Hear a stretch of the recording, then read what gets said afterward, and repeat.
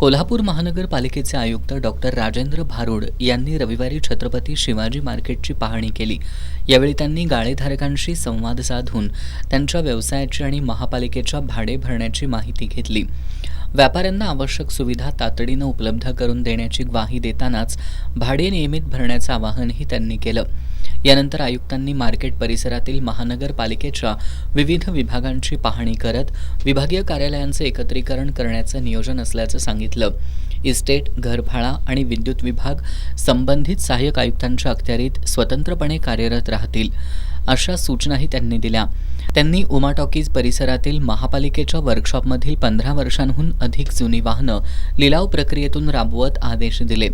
तसंच उपलब्ध भंगारसुद्धा ई-ऑक्शनद्वारे विक्री करून वाहनांची नियमित देखभाल आणि दुरुस्ती करण्याचे आदेश संबंधित अधिकाऱ्यांना दिले। बुद्ध गार्डनमधील KMT वर्कशॉपमध्ये सुरू असलेल्या ई-बस प्रकल्पाचाही आयुक्तांनी आढावा घेतला।